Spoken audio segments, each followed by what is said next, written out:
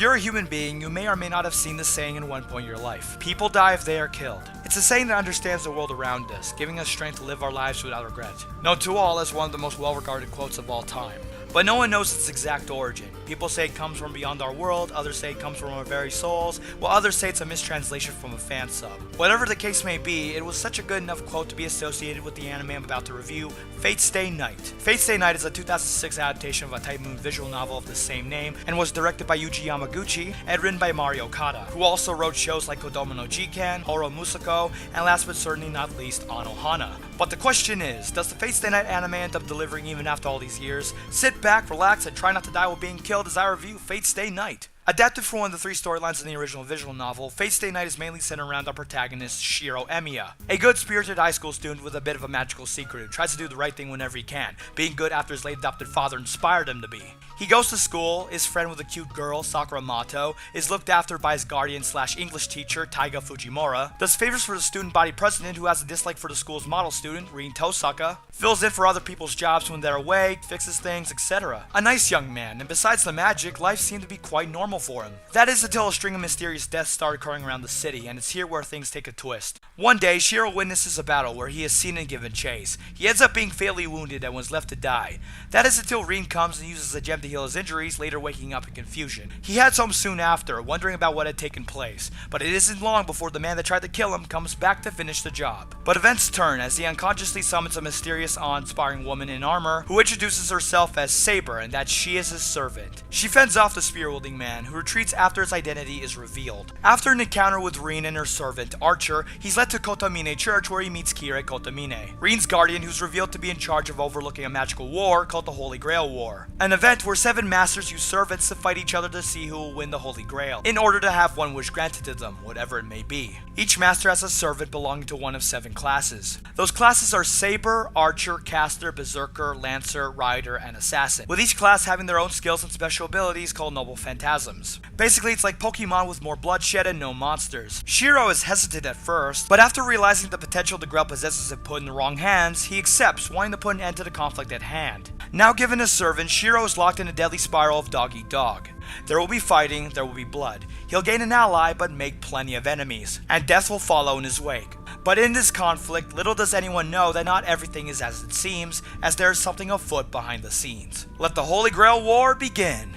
I found the story to be an engaging affair to an extent, a supposedly dark-toned show with an interesting idea, filled with enough twists and turns to make a compelling experience. Each encounter with a serious problem after another was consuming to watch. How's Shiro's encounter with Rider gonna end? Will they be able to save everyone in the school from having their life force drained?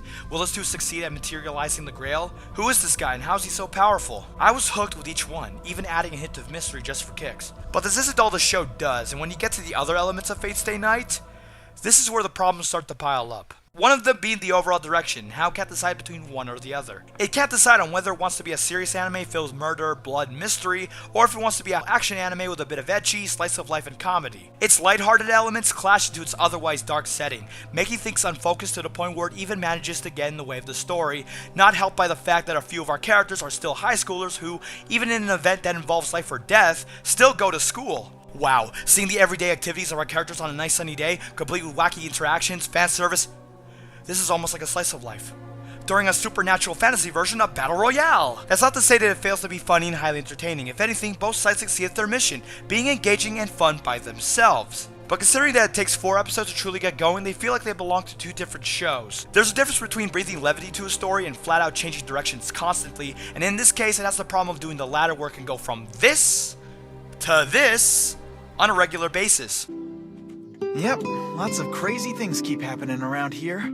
Then there's the fights, which have charm thanks to its big war between legends concept, but don't have the scale, tension, or danger as one would expect. No real sense of awe.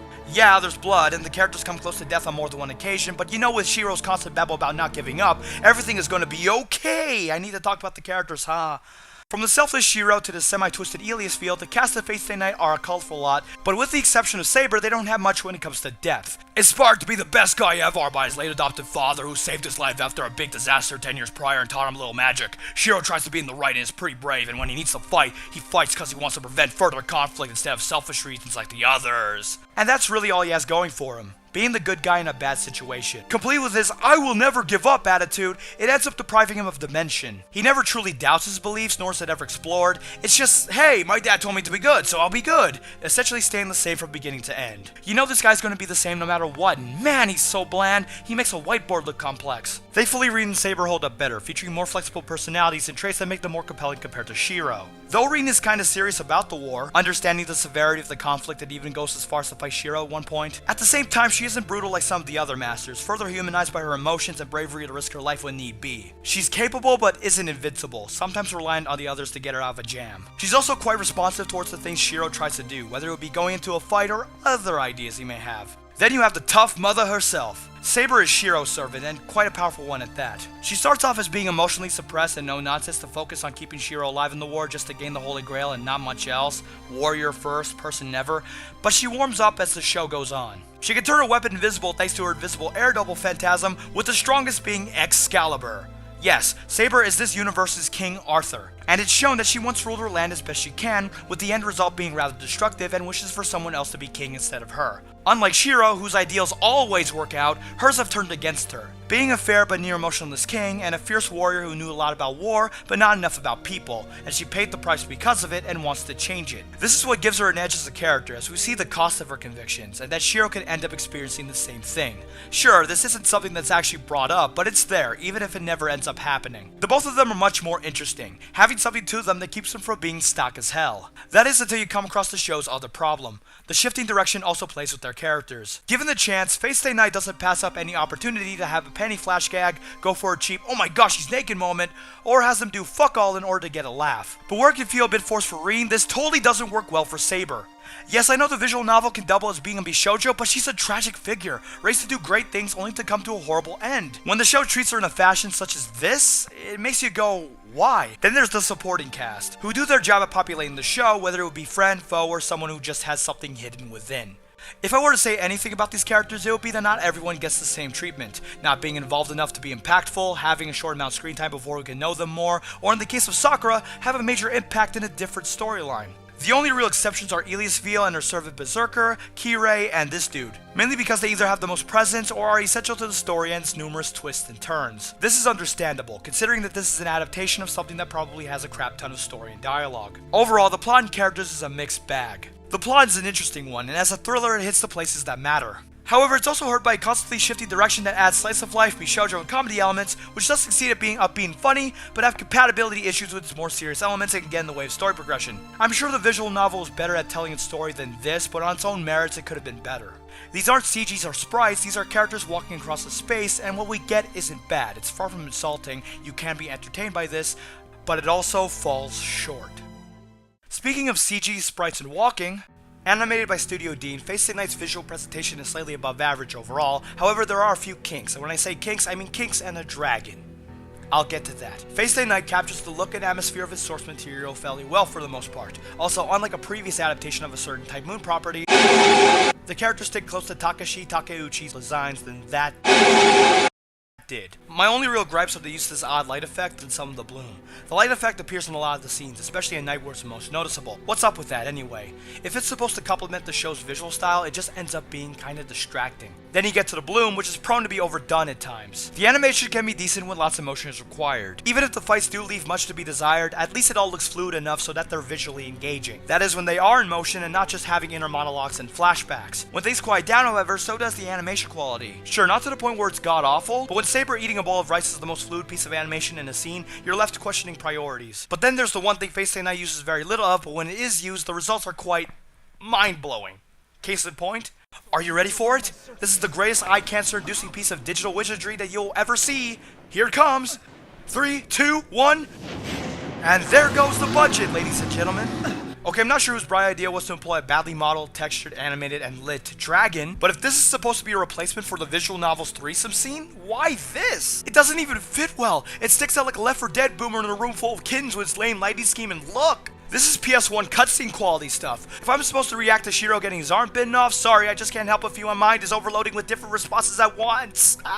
Either Studio Deen used this thing instead of a 2D dragon because they couldn't spend the time and money animating it, or they thought this sounded really hip and cool. Either way, there's using CG to give visuals extra zing or take the place of a 2D asset, potentially saving time and maybe even money, and then there's this, which just ends up creating a large stream of internal lulls. Still, excluding that well-rendered piece of digital artistry, I like the design, the animation had fluidity at times, and while there's a snag here and there, it's still above average. It won't cure eye cancer, but it won't cause it. If you ignore that fucking dragon, that is. Now for the audio presentation, I'll just say this here and now. I've only watched the English dub. What the fuck? So judgment of the Japanese dub is out of the question. How's the English dub? It's not bad. Yeah. That's not to say it's great, but it isn't brain-fuckingly bad. Mel Lee takes command with Reen's smart, serious, but occasionally puffy personality. Liam O'Brien's breathy voice captures Archer's common, cynical character. Kirk Thornton provides a deep-sounding Kirei, so on and so forth. But the performances pale in comparison to Jennifer Sakaguchi's Heliosfield, who seemed to know the role well enough to give the character her also cute but also twisted personality. Though the highlight has to be Kate Higgins as Saber. Higgins brings to the table a performance that gives off the serious, focused, but also soft and graceful elements of Saber's character, being a tough warrior who can show her calm side, which she succeeds at carrying through her voice. The only actor I did have a real problem with was Sam Riegel as Shiro, having as much range as a rubber band. Whenever his performance started to gain length, it would reel right back as soon as it's let go. He seems to always sound flat, even when high amounts of emotion is required. When he's concerned, it's pretty weak. When he's supposed to be angry, it sounds like irritation, and when he's in a lot of pain, it isn't very convincing. He sounds limited, and while the occasional spark does occur, it can be pretty minor. The music for Fate Stay Night is a wide variety, including calm, eerie, symphonic, and happy-go-lucky pieces, as well as epic orchestral pieces that try to complement the show's unepic fights. Not fantastic, but nice. However, when in nothing's worrying me mode, it tends to slide into generic territory. Not to say they're bad, rather that certain ones quite frankly sound like they came from a generic B-shoujo visual novel. Take a listen while I display footage from this totally average visual novel that totally has nothing messed up in it, as an example.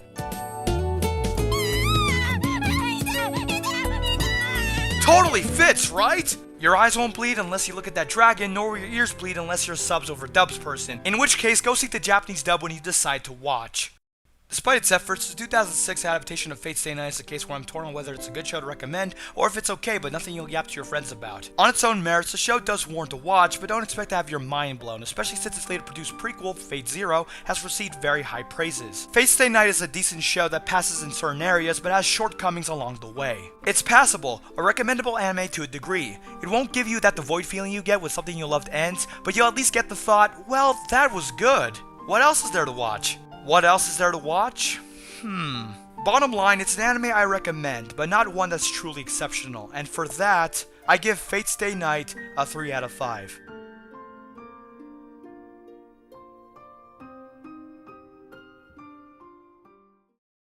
That utopia. The one she saw in her dreams. Its name is Avalon!